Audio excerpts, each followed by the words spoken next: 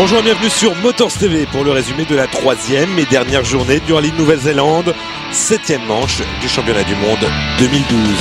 Nous sommes dans le nord du pays, à Auckland. C'est pas la capitale, mais c'est la ville qui accueille un tiers de la population du pays. Une manche qui se déroule une année sur deux en alternance avec le rallye d'Australie, mais qui nous réserve toujours un spectacle somptueux sur des spéciales rapides tracées dans des décors de rêve. Regardez plutôt.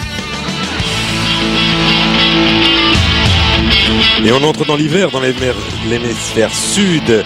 Et les pluies récentes ont rendu ce rallye encore plus tactique avec seulement 10 pneus tendres à disposition des équipages sur les 35 alloués pour l'épreuve. Et il faut les pneus tendres quand il pleut. La figure d'Arroyo. Neville qui est gêné par Paulo Nobre lors de la première journée. Paulo Nobre qui va partir à la faute, il va falloir l'éviter. Sébastien Loeb qui fait une belle dérive là, qui se rattrape tout juste.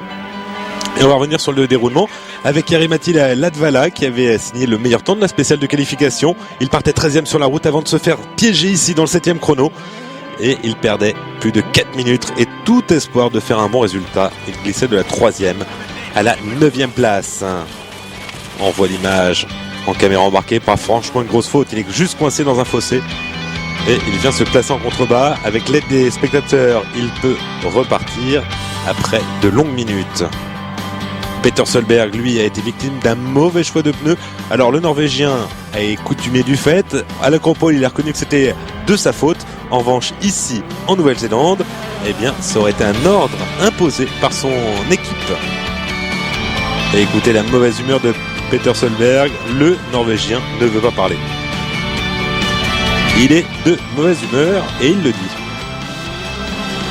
Et devant, eh bien, c'est la voie royale pour les Citroën. Mikko Hirvonen qui était parti premier sur la route fait la majeure partie de la première étape en tête à partir du deuxième chrono. Oui, mais voilà, dans son équipe, eh bien, Mikko Hirvonen a un octuple champion du monde, Sébastien Loeb.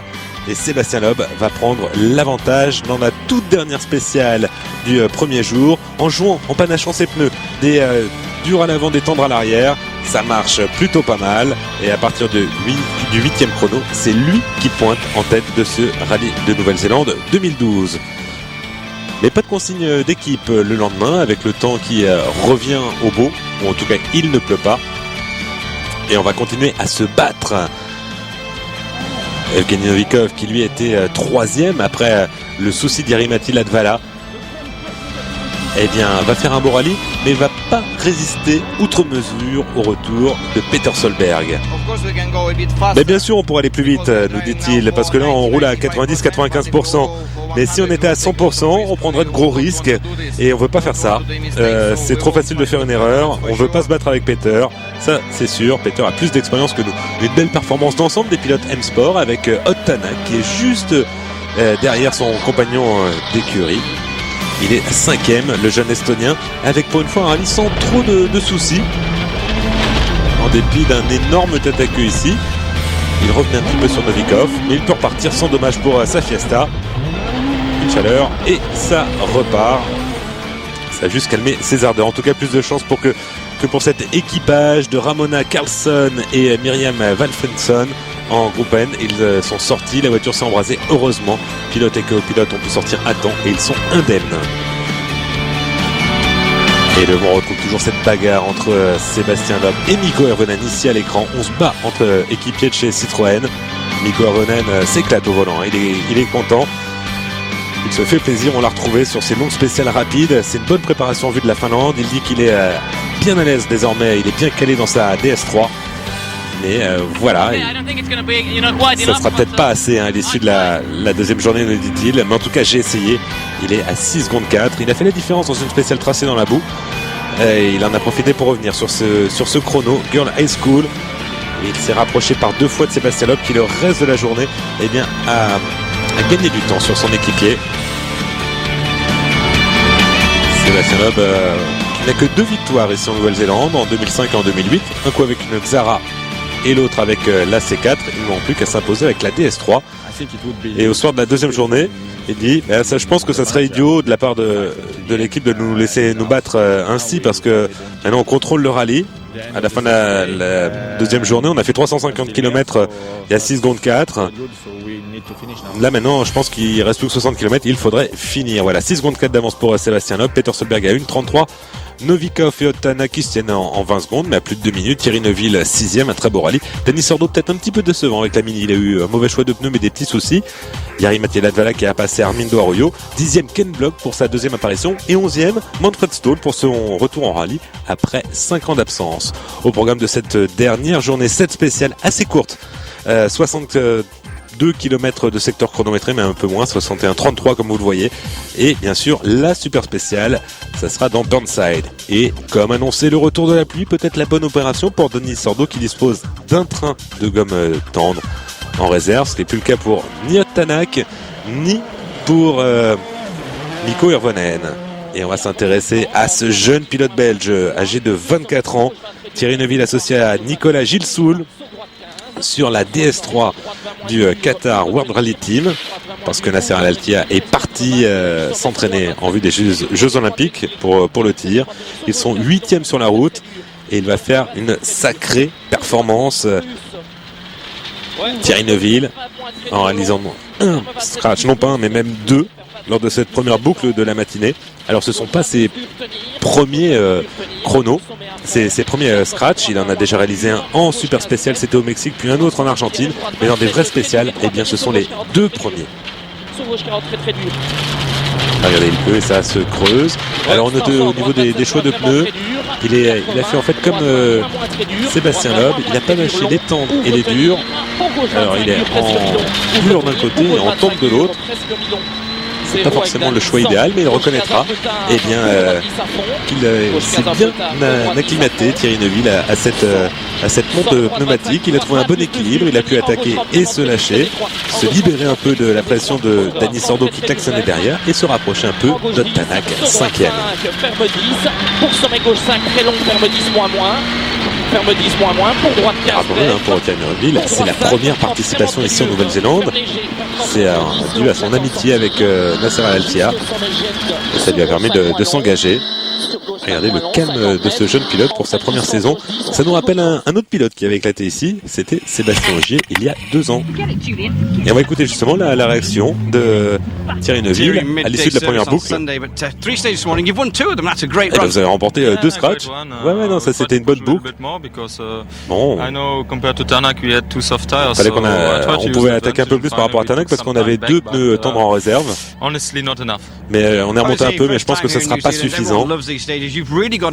C'est votre première fois ici en Nouvelle-Zélande, vous avez l'air de bien apprécier ces spéciales.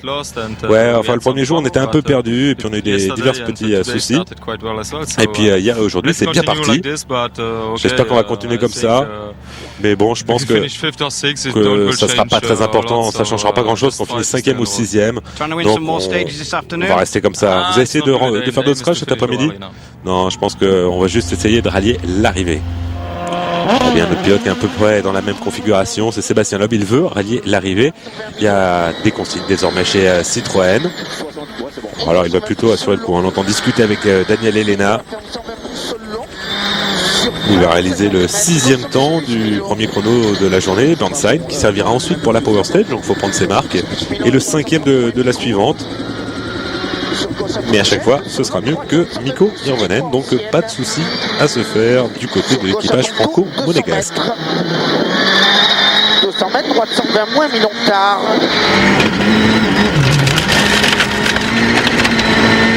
Et voilà, là c'est la manière de Sébastien Loeb d'assurer. Vu de l'intérieur, c'est pas franchement flagrant.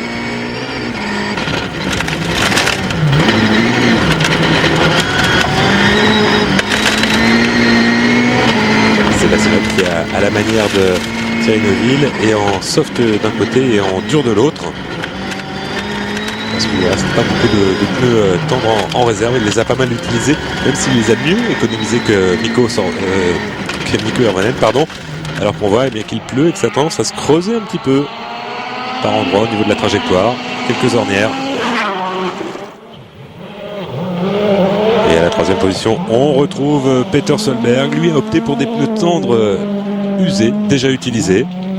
Et plus grand chose à espérer si ce n'est les points de la Power Stage. Il veut en finir le Norvégien avec ce rallye, avec le podium. Il n'a plus d'autres objectifs. Il s'est libéré de la menace de Novikov qu'il avait passé au tout début de la deuxième journée. Et en fait, il traîne le handicap accumulé lors de la première boucle de la première journée avec ce mauvais choix de pneus. Il a perdu 1 minute 30. Il accuse, à l'issue du 17e chrono, 1 minute 33 secondes et 4 dixièmes de retard sur Sébastien Loeb. Si on fait les comptes, ça y est, il a perdu le rallye d'entrée de jeu. On le rappelle, avec une consigne en fait qui est venue de l'équipe Ford. On ne lui a pas demandé son avis, on lui a imposé ces pneus durs.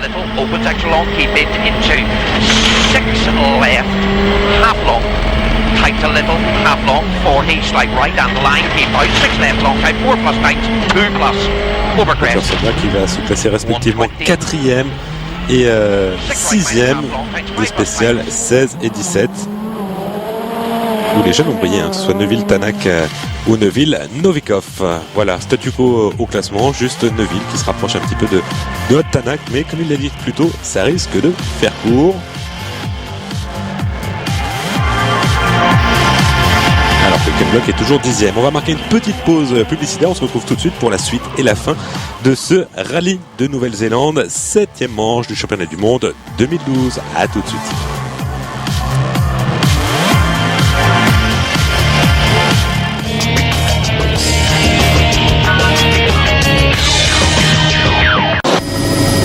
De retour en Nouvelle-Zélande pour la toute dernière boucle de l'épreuve. Plus que 5 spéciales à disputer, dont 2 passages ici dans une super spéciale Auckland Domain. Une super spéciale de 2,5 km qui va se dérouler exclusivement sur du goudron avec des pneus terre, avec voilà une ancienne groupe P, l'Audi Quattro S1. Et bien si on doutait du fait que ça glisse, et bien on en a la confirmation. Une spéciale qui a été déjà utilisée en 2010 mais qui a été rallongée. Elle fait désormais un peu plus de 2 km alors que c'était 1,5 km en 2010. On est avec Danny Sordo et sa Mini Countryman. On est un peu déçu des performances de Danny Sordo en cette matinée. Il avait 4 trains de pneus tendres à sa disposition. Il n'a pas pu les utiliser comme bon lui semblait. Et bien il va se rattraper dans ces 2 passages dans la super spéciale en signant par 2 fois la meilleure performance. Donc ça fait 2 scratchs pour l'Espagnol. Pour ce qui est, eh bien, pour les sorties de la Mini Pro Drive. Après la Nouvelle-Zélande, il y aura encore l'Allemagne et la Grande-Bretagne. Et normalement, c'est tout. Alors que Denis Sordo a assuré qu'il serait au départ du Rallye d'Espagne, dernière manche du championnat du monde. On ne sait pas encore avec quelle voiture. Est-ce que ce sera avec une Mini ou une autre monture?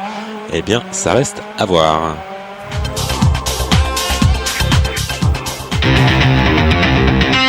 Allez, une petite parenthèse, on va s'intéresser à la catégorie production et à notre petite protégée soutenue par Motors TV Grande-Bretagne, à savoir Louise Cook. Cette jeune anglaise était de la partie avec sa petite Ford Fiesta ST. Alors une 2 roues motrices qui concourt en production WRC, ça peut exister. Elle est dans une classe inférieure. En revanche, elle a du mal face aux autres 4 roues motrices et pourtant elle a fait une belle 2e place au Monte-Carlo, suivi eh bien d'autres bons résultats. 6e à l'Acropole. Et là, pour venir en Nouvelle-Zélande, elle a dû vendre ses trophées. Elle dit ouais, c'est un peu triste. Bon, j'en ai encore quelques-uns en réserve. Mais bon, j'en ai plus beaucoup parce que je m'appelle pas Sébastien Loeb, j'en ai pas tant que ça des trophées. En tout cas pour le moment.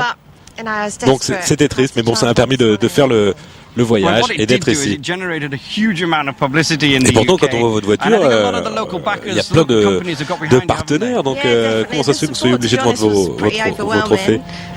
Oui, mais vous savez, c'est assez dur. Hein. Tout le monde m'aide énormément. Mais là, il fallait une petite rallonge. J'ai même réussi à trouver des partenaires ici en Nouvelle-Zélande. Donc ça, c'était une bonne chose. Donc, merci à tous. Oh, massive thank you to everyone. That's it. People kind of say, you hear it, that sponsorship's hard regardless. Et pourtant, tout le monde dit oui qu'effectivement c'est dur de trouver des sponsors, mais c'est un peu plus facile pour les femmes. Non, mais vous savez, c'est dur pour tout le monde. En plus, bon, la situation économique va pas forcément très fort en ce moment en Grande-Bretagne, donc c'est pas forcément le moment idéal pour trouver des sponsors. Moi, c'est un boulot à plein temps pour moi de financer et de trouver des partenaires pour finir ma saison. Well, it shows you how everything's going at the moment. Mais bon, so yeah, no, it is difficult, and I do it every single day. Très dur. As well. Et puis d'ailleurs, dès This que is my full-time job, trying to find sponsorship. je vais rentrer, je vais me remettre au travail pour essayer de trouver des budgets pour être en Allemagne, la prochaine étape de mon championnat. I've got Goodwood Festival Speed the day we get back, and then là on finit la course, on s'applique, on essaie de faire un bon résultat, de ramener des points. Et c'est ce qu'elle doit faire avec sa petite Ford Fiesta. Elle va terminer 29e du classement général. Louise Cook, 6e en PWRC, et elle est 7e du championnat. A noter que la manche a été remportée par Marcos Ligato. Et on passe à la dernière boucle avec Puoi, le deuxième passage. Avec Tanak, il est sous la pression de Thierry Neuville. Il veut préserver sa 5e place. Il y a un écart, c'est la spéciale la plus longue. Elle fait pratiquement 18 km. La grosse attaque pour le jeune Estonien, le protégé de tout un pays.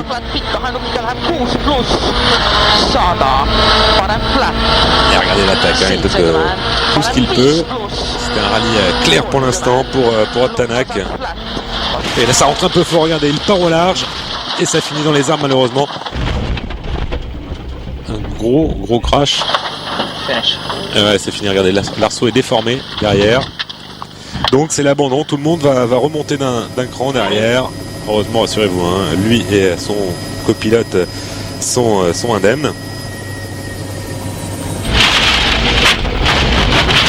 Ouais, il rentre un peu fort, on l'a vu mordre sur le fossé intérieur, et du coup, alors qu'il ne s'y attendait pas forcément, Thierry Neuville et Nicolas Gilsoul vont remonter d'un cran dans la hiérarchie, de même que Sordo, Latvala, Arroyo, Bloch et Stoll qui intègrent du coup le top 10 et donc les points 5 ans après sa dernière apparition en championnat du monde. Et Thierry Neuville, par le même coup, va signer un nouveau scratch dans cette spéciale qui lui a réussi plutôt bien, le 3e de l'épreuve, un rallye absolument parfait. Nasser Al-Attiyah lui a fait du bien de lui faire confiance pour marquer les points. Et on continue avec Peter Solberg qui aura connu un rallye assez frustrant. En fait, il a perdu tous ses espoirs dès le début.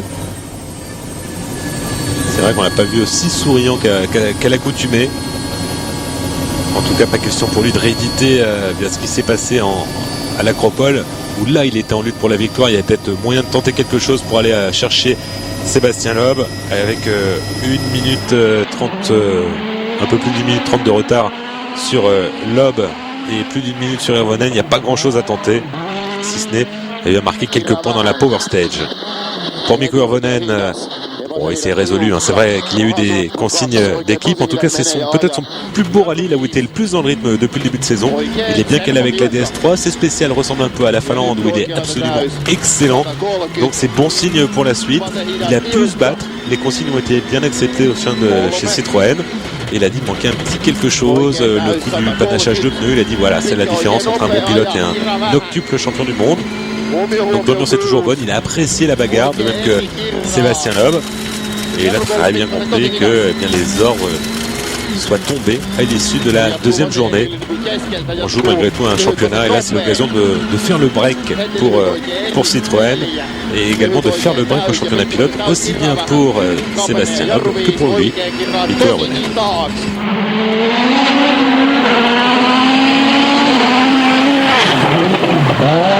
Voilà, cette bagarre qui l'a régalé, comme il l'a dit. Pour Sébastien Loeb, également, il s'est fait plaisir. Il a reconnu que c'était une belle bagarre où ils ont été à la limite tout le temps. En tout cas, pendant les 2 premiers jours. C'était pas forcément évident pour Loeb de se battre, de tout donner contre son équipier. Parce qu'il a dit, mais le problème c'est que dans cette situation, on sait pas quoi faire parce que si on sort, ça passe pour être une grosse faute. Donc il a eu un peu de mal dans la première boucle du deuxième jour pour se lancer vraiment dans la bagarre. Et il est parvenu à s'y résoudre dans la seconde. C'est ce qui lui a permis de faire la différence et de revenir avec un petit écart. Bon, pas grand chose, 6 secondes 4, mais c'était suffisant pour lui assurer une éventuelle victoire, à condition bien sûr d'aller au bout.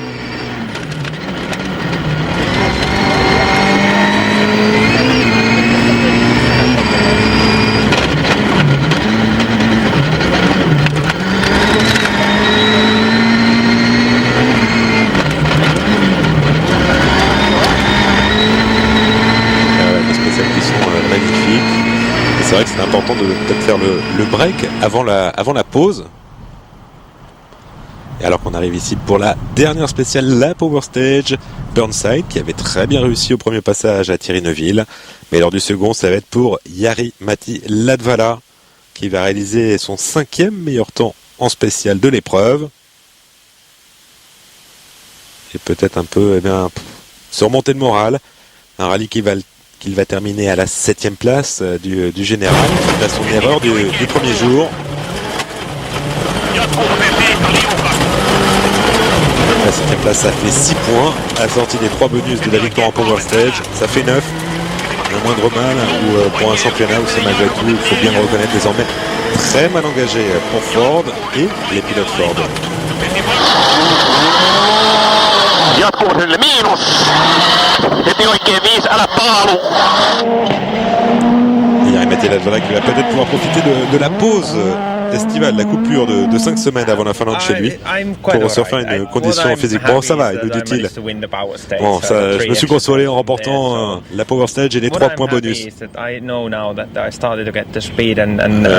J'ai pu retrouver la vitesse de pointe et ma confiance en la voiture après mes déboires de vendredi où j'étais au plus bas à la suite de ce tête à queue. Puis du coup, on en a profité pour faire des essais sur la voiture pour tester des choses au niveau réglage en vue de la Finlande. Donc c'est ça qui me rend heureux, même si bien sûr le résultat n'est pas du tout à la hauteur de mes espérances.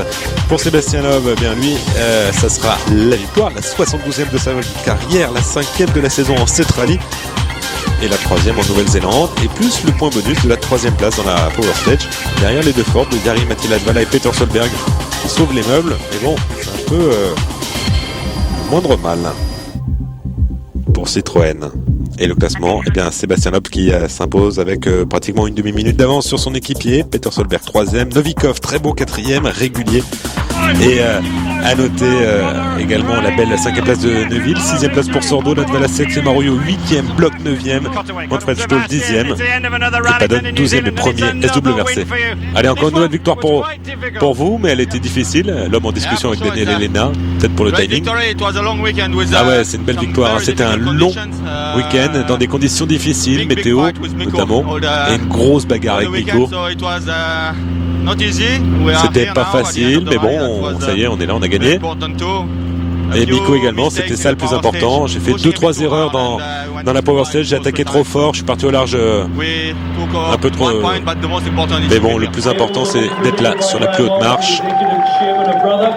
Et voilà, on se félicite entre guillemets chez Citroën, également avec Peter Solberg et Chris Patterson. Un drôle d'oiseau comme coupe. Louis Cook les a vendus, je ne sais pas si Sébastien a besoin de le vendre. Un peu bizarre, je ne sais pas si celui-ci voudra très cher. Encore, il y a une carte postale bien connue. Et au championnat, eh bien, l'avance de Sébastien Loeb est maintenant assez énorme, même celle de Mikko Hirvonen. À noter que Peter Solberg passe Mats Osberg pour la 3e place. 38 points d'avance pour Loeb sur Hirvonen et 55 sur Peter Solberg. Alors que Latvala se fait passer par Novikov. Il accuse 76 points de retard et 95 points d'avance pour Citroën sur Ford. Voilà, il est temps de marquer une pause désormais, maintenant de 5 semaines. Pour se retrouver ensuite en Finlande, et ce sera non seulement un très beau rallye, très rapide, et là également la 500e manche du championnat du monde depuis sa création en 1973. Ce sera bien évidemment à suivre sur Motors TV, mais avant cela il y aura les meilleurs moments de ce rallye de Nouvelle-Zélande avec Eric Briquet en fin de semaine. Allez, merci à tous, salut et à bientôt.